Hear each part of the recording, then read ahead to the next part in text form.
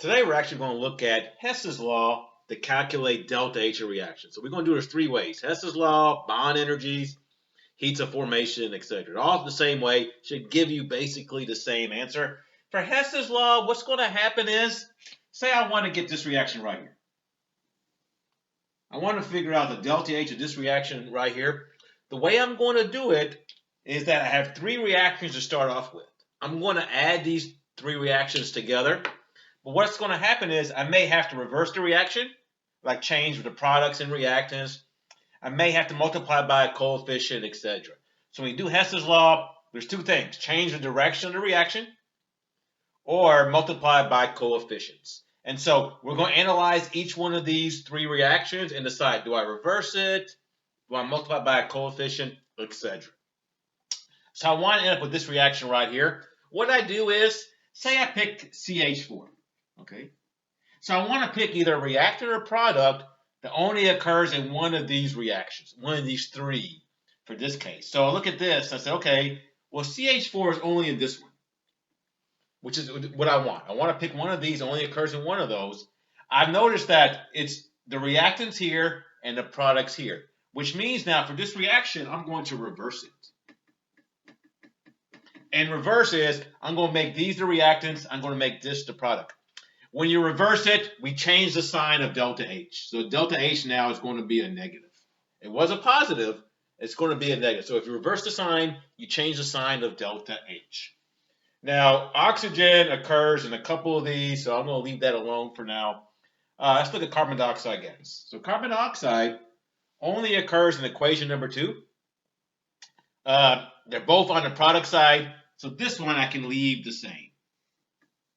So see if you have to reverse it, multiply by a coefficient. One thing about this, there was one methane here, one methane there, so I don't have to multiply by any type of coefficient, 2, 3, 4. You can actually multiply by fractions too. Same thing with carbon dioxide gas. Same direction, don't have to multiply by a coefficient. Let's look at the last one here. This one is where you really got to pay particular attention to the physical state. This is H2O liquid. And so H2O liquid is right here. In this case, now, they're both on the product side, so I can leave that one alone. Now, notice, though, there's 2 here. There's only 1 here, so I'm going to multiply everything by 2. So this stays the same. I'm going to have to multiply everything by 2, which means also my delta H gets multiplied by 2. So the delta H in this case, I'm going to make it a negative. This one, I'll leave the same. This one, I keep the sign the same, so I didn't reverse it, but I'm going to have to multiply it by 2. So what I've done is I've reversed this reaction. I kept this one the same, and I kept this one the same, and I multiplied by 2. So I've done that. Now, a couple of things. Now, remember, the delta H in this case gets doubled because I multiply everything by 2, and the sign gets reversed on that first case. What I want to do is I want to add up all 3 of these reactions and see if I end up with this goal reaction. So I cancel what's the same on both sides. So, for instance, now I have CH2 here, CH2O here. So those cancel out. I have 2 H2O gases here. Well, I have 1 here and 1 here. So these 2 are going to cancel out. So you cancel what's the same on both sides of the equation. And then I'm going to add this up. So if I add this up, I'm going to end up with CH4. I got 1 O2 plus a second O2. So I got a second O2.